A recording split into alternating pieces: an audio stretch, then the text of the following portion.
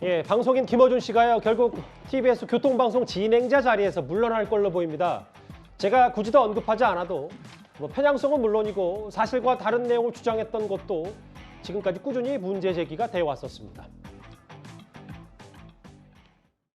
한마디로 집 앞에 왔다는 거잖아요. 가겠다고 사전 예고도 했다는 거잖아요. 언론의 이런 취재 방식, 집 앞으로 찾아가는 거 비판받을 때 있습니다. 그 대상이 한동훈 장관 정도 되는 권력자라면 이건 취재 일환으로 용인돼야 된다고 봅니다.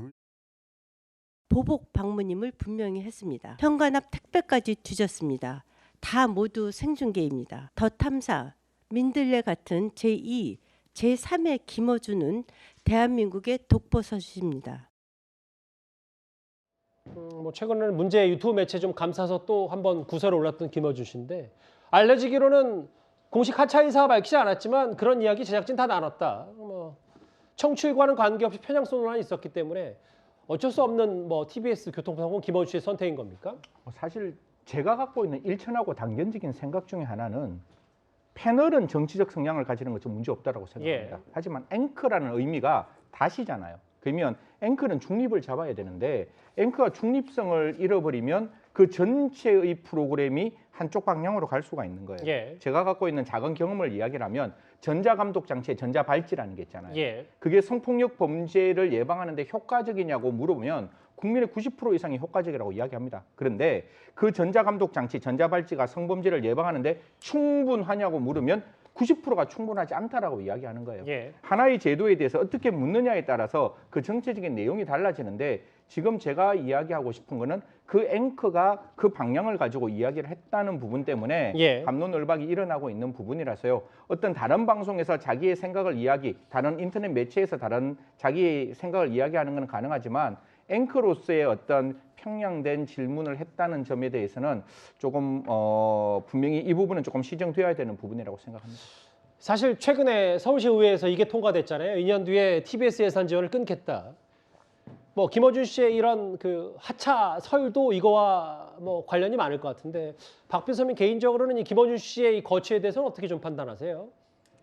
제가 구체적으로 판단할 부분은 아닌 것 같습니다만, 근데 저 조례가 폐지되고 예산이 중단되기 전부터 사실은 하차설이 있었습니다. 그리고 본인 역시도 부담을 느낀다라는 얘기가 이제 구전으로 좀 전해지기도 했었는데요.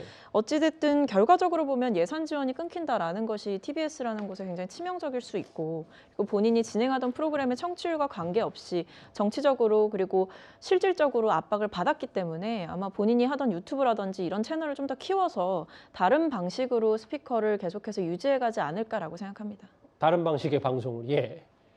김어준 씨는 아마 본인이 이제 순교자연 할 거예요. 그러니까 윤석열 정부가 들어와서 내가 이렇게 쫓겨나간다 얘기하면서 마치 무슨 순교를 하는 사람처럼 얘기를 해서 자기들의 지지자를 끌고 나가려고 할 그런 계획을 할 것이다라고 예상이 되는데, 저분이 그동안 더 탐사는 구체적인 행동을 통해서 사법 처리를 받는 그런 단계까지 이제 왔지만, 저분이 말로 했던 그동안의 폐해라는 것들은 정말 어떻게 형언할 수가 없습니다.